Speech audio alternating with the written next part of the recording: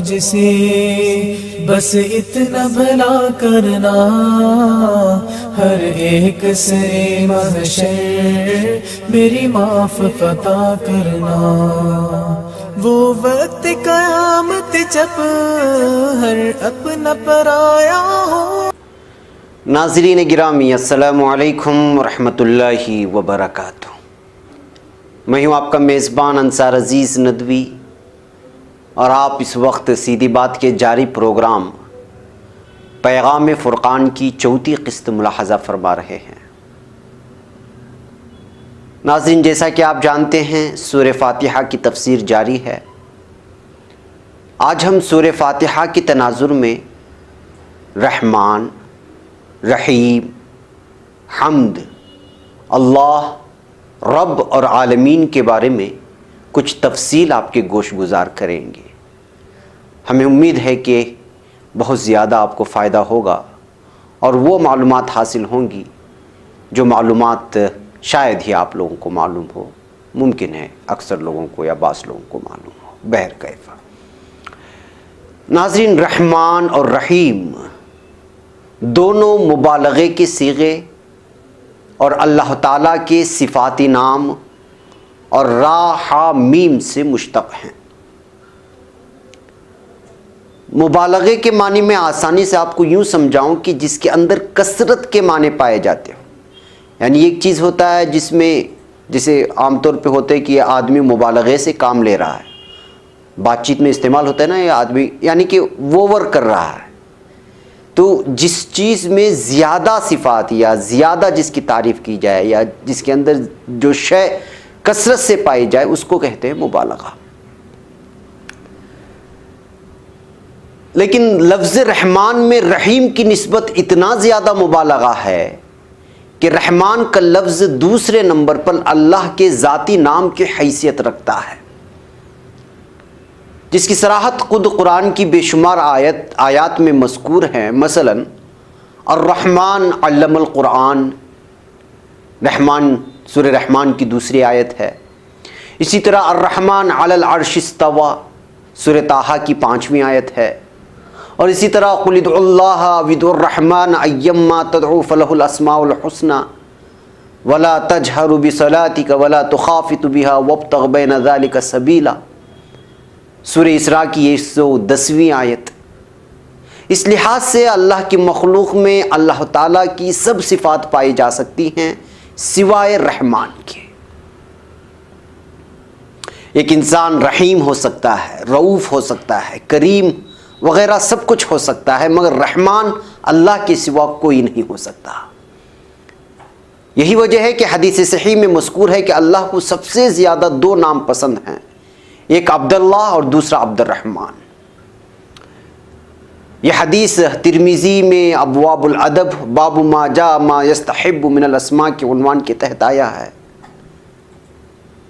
اکثر علماء نے رحمان اور رحیم کے فرق کو رحمت کی کیفیت اور کمیت کی کمی بیشی کی مختلف صورتوں سے واضح کرنے کی کوشش فرمائی ہے، یعنی دونوں کے اندر جو فرق ہے اس کو بیان کرنے کی کوشش کی ہے۔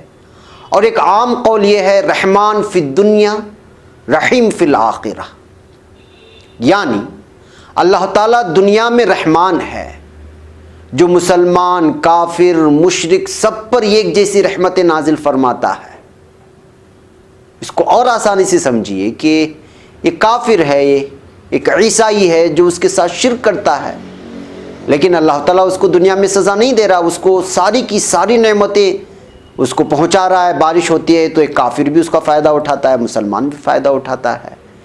جتنی بھی نعمتیں اللہ تعالیٰ نے اس کائنات میں دی ہیں اس کے ہر نعمت سے کافر بلکہ دنیا کا ہر انسان وہ کسی بھی مذہب سے، وہ چاہے اللہ کا انکاری ہو، وہ فائدہ اٹھاتا ہے۔ تو یہ جو چیزیں ہیں وہ رحمان سے وابستہ ہیں، یہ اللہ تعالیٰ کی ہی صفت ہے۔ اور جہاں تک تعلق رحیم کا، اس کا تعلق آخرت میں ہے، جو صرف ایمانداروں پر رحمت نازل فرمائے گا۔ یعنی کافر ہوگا تو وہ جہنم میں جائے گا، جیسا کہ ہے کہ اللہ تعالیٰ شرک کو معاف نہیں کرتا۔ لہٰذا آخرت میں جو ہے مسلمانوں کے ساتھ رحیم کی صفت جو ہے وابستہ ہو جائے گی۔ اس کی ایک توجہ یہ بھی ہو سکتی ہے، صفت رحمانیت کا تقاضا ایسی نعمتیں اور رحمتیں ہیں جو حیات کے وجود اور بقا کے لیے ضروری ہے، اور اس میں صرف انسان ہی نہیں جملہ جاندار مخلوقات بھی شامل ہیں۔ سانپ ہے، بچو ہے، یعنی دنیا میں جتنے بھی مخلوق پائی جا رہی ہے ان سبوں پر اللہ تعالیٰ کی رحمت نازل ہو رہی ہے، تو اس کا رحمان کی صفت ان چیزوں سے وابستہ ہے، جیسے سورج، چاند، نور و ظلمت، ہوا، پانی اور زمین کی تخلیق جو زندگی کی جملہ ضروریات کی کفیل ہے، نیز ماں کی ممتا اور فطری محبت کے تقاضے بھی اس میں شامل ہیں۔ اور رحیم سے مراد وہ رحمت ہے کہ کسی مصیبت یا ضرورت کے وقت پہنچ کر سہارا دیتی ہے۔ واللہ اعلم بالصواب۔ یہ رحمان اور رحیم کے معنی ہوئے ناظرین۔ اب نمبر آتا ہے حمد کا اور شکر میں لغوی فرق کیا ہے، یعنی حمد کے معنی بھی تعریف کے اور شکر کے معنی شکر ادا کرنے کے۔ حمد کا معنی تعریف بھی ہو سکتا ہے اور شکر بھی۔ تعریف یعنی حمد یہ عام ہے اور شکر ایک خاص ہے۔ حمد کا تعلق قابل تعریف کارناموں سے ہے، مثلا اللہ تعالیٰ نے زمین و آسمان، شمس و قمر اور ستاروں کی حرکت غرض تمام کائنات کا اس قدر مضبوط اور مربوط اور منظم نظام بنا دیا ہے جسے دیکھ کر عقل دنگ رہ جاتی ہے، اس پر اس کی جتنی بھی تعریف کی جائے کم ہے۔ اور شکر کا تعلق ان خاص انعامات سے ہوتا ہے جو کسی خاص ذات سے متعلق ہو، مثلا اللہ تعالیٰ کا انسان کو احسن تقویم پر پیدا کرنا یعنی خوبصورت بنانا، انسان کو کسی کو صحت اور رزق کی فراوانیوں سے مالا مال کرنا، ایسی نعمتوں کے اعتراف کو شکر کہا جاتا ہے۔ لہذا اللہ تعالیٰ ہر طرح کی حمد اور شکر کا مستحق ہے، یعنی تعریف بھی اسی کی جائے گی اور شکر بھی اسی کا بجا لایا جائے گا۔ علاوہ ازیں اگر مخلوق میں سے کوئی شخص کوئی قابل تعریف کارنامہ سر انجام دے اور اس پر اس کی تعریف کی جائے تو وہ بھی حقیقتاً اللہ تعالیٰ ہی کی تعریف ہوگی، کیونکہ قابل تعریف کام کرنے کی صلاحیت اور توفیق بھی اللہ تعالیٰ ہی کی طرف سے عطا ہوتی ہے، گویا ہر طرح کی تعریف کا مستحق اللہ تعالیٰ ہی قرار پاتا ہے۔ جی ہاں ناظرین، اب نمبر آتا ہے اللہ، لفظ اللہ کا۔ دراصل لفظ اللہ الالہ ہے، معبود حقیقی۔ الہ کا حمزہ حذف کر کے اس پر تعریف کا الف لام داخل کر کے اللہ کا لفظ بنا ہے، یعنی الہ سے پہلے آپ کو جو الف نظر آتا ہے اس کو حمزہ کہا جاتا ہے، تو اس کو ہٹا دیا گیا اور ایک الف لام جوڑ دیا گیا تو وہ اللہ لفظ بن گیا، اور یہی توجیہ سب سے بہتر ہے، جس کا مطلب یہ ہے کہ حقیقت میں ہر طرح کے نفع و نقصان کا مالک صرف اور صرف اللہ ہے، اور کائنات کا خالق، پروردگار اور لامحدود اقتدار و اختیار ہونے کی وجہ سے صرف وہی عبادت کے لائق ہے، یعنی وہ تمام صفات جو الہ کے مفہوم میں پائی جانی چاہیے وہ صرف اللہ میں ہی پائی جا سکتی ہیں، لہٰذا دوسرے سب الہ باطل ہیں اور ناقابل اعتبار ہیں، اور اس کی تفصیل اس سے پہلے بھی آپ لوگوں کے سامنے ہم لوگ رکھ چکے ہیں۔ ناظرین، اب نمبر آتا ہے لفظ رب کا۔ رب کا لفظ 3 معنوں میں آتا ہے۔ اولاً کسی چیز کی درجہ بدرجہ تربیت اور خبرگیری رکھتے ہوئے اسے حد کمال تک پہنچانے والا، یعنی پروردگار حقیقی اللہ تعالیٰ ہی ہے۔ ثانیاً یعنی دوسرا، کبھی یہ لفظ صرف تربیت یعنی پرورش کرنے والے مالک کے معنوں میں آتا ہے، جیسے سورہ یوسف میں آتا ہے فَيَسْقِي رَبَّهُ قَمْرًا، سورہ یوسف کی 41ویں آیت ہے، اس میں رب کا استعمال کیا گیا ہے، مگر یہ رب وہ رب کے معنی میں نہیں آتی، یہ صرف تربیت اور پرورش کرنے کے معنی میں ہے۔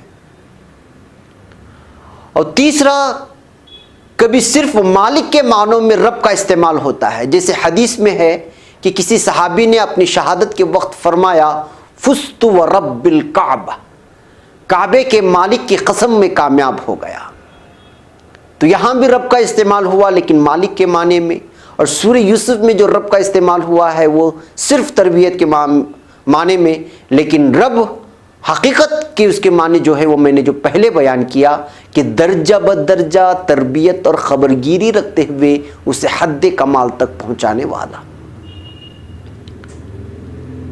اب 5واں نمبر ہے عالمین۔ عالمین سے مراد اللہ کی تعریف کی وجہ کیا ہے؟ یعنی کہ الحمدللہ رب العالمین میں ہم تعریف کر رہے ہیں، شکر بجا لا رہے ہیں کس رب کی؟ جس نے سارے عالم کو بنایا۔ تو العالمین لغوی لحاظ سے ہر وہ چیز ہے جس کا علم حواس خمسہ سے ہو سکتا ہے۔ اس لحاظ سے تمام مخلوقات ایک عالم ہے، مگر اس آیت میں عالم سے مراد جنس ہے، جیسے عالم غیب، عالم شہادہ، عالم انس، عالم جن، عالم ملائکہ وغیرہ وغیرہ۔ جو غیب میں عالم ہے وہ بھی، جو اس وقت حاضر ہے وہ بھی، اور انسانیت کا عالم اور جنات کا عالم اور ملائکہ یعنی فرشتوں کا عالم، بے شمار عالم ہیں اس پوری کائنات میں۔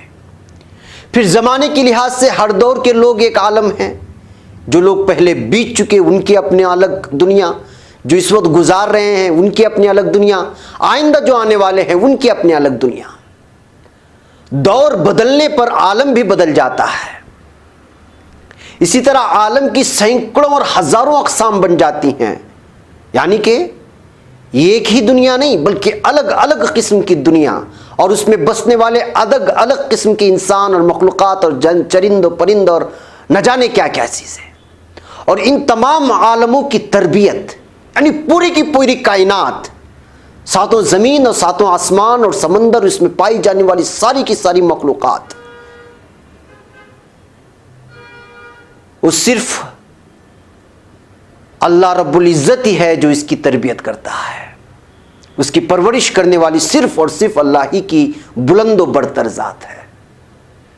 اس آیت کے پہلے حصے میں یہ مذکور ہوا کہ ہر طرح کی تعریف صرف اللہ ہی کے لیے سزاوار ہے، اور اس حصے میں اس کی وجہ بتائی گئی ہے کہ اللہ تعالیٰ ہر طرح کی تعریف کا اس لیے مستحق ہے کہ وہ تمام جہانوں کا تربیت کرنے والا ہے، تمام کائنات کا جو ہے وہ تربیت کرنے والا ہے۔ رب کے معنی 3 میں نے بتایا، 3 میں سے پہلا جو مطلب لیا گیا ہے اس کو پہلے سے پروان چڑھانا۔ آپ یوں سمجھیے کہ تربیت کا مطلب بچہ پیدا ہوا، ماں نے اس کو پیٹ میں رکھا، پھر 9 مہینے تک اس کو جو چیزیں اچھی لگتی تھی ماں پرہیز کرتی رہی بچے کے لیے، پھر بچہ دنیا میں آیا، پھر اس کی پرورش ہوئی، پھر وہ لڑکپن میں آیا، بچپن گزرا، لڑکپن آیا، جوانی آئی، پھر بڑھاپا آیا، پھر نکل جائے۔ اس ساری کی ساری ایک کیٹیگریز ہے جو تربیت کا ایک وقفہ ہوتا ہے۔ بہرکیف ناظرین، یہ آیت اللہ تعالیٰ سے سوال کرنے کے آداب میں سے پہلا ادب ہے۔ حسن طلب کا تقاضا یہی ہے کہ جب کسی سے کچھ مانگنا ہو تو اس کی ابتدا میں اس کے محاسن کے تذکرے سے کی جاتی ہے، یعنی کہ پہلے اللہ تعالیٰ کی تعریف کی جا رہی ہے، پھر اس کے بعد اس سے مانگنے کا نمبر آتا ہے۔ وہ مانگنے کا نمبر کیا ہے وہ دوسری آیات میں ہے۔ انشاءاللہ اگلے ہفتے پیغام فرقان کے اسی تفسیر میں انشاءاللہ تعالیٰ آپ کو کیوں مانگا جائے گا اور کیوں کر مانگا جائے گا اور کیا کیا مانگا جائے گا، یہ ساری تفصیلات آپ لوگوں کے سامنے رکھیں گے۔ یہ صرف الحمدللہ رب العالمین تک کی ہی تفسیر ہے، اگلی آیت کی انشاءاللہ اگلے ہفتے ہوگی۔ تب تک کے لیے مجھے اجازت دیں۔ السلام علیکم ورحمۃ اللہ وبرکاتہ۔ رب ہے دعا تجھ سے بس اتنا بھلا کرنا، ہر ایک سرے محشر میری معاف عطا کرنا۔ وہ وقت قیامت جب ہر اپنا پرایا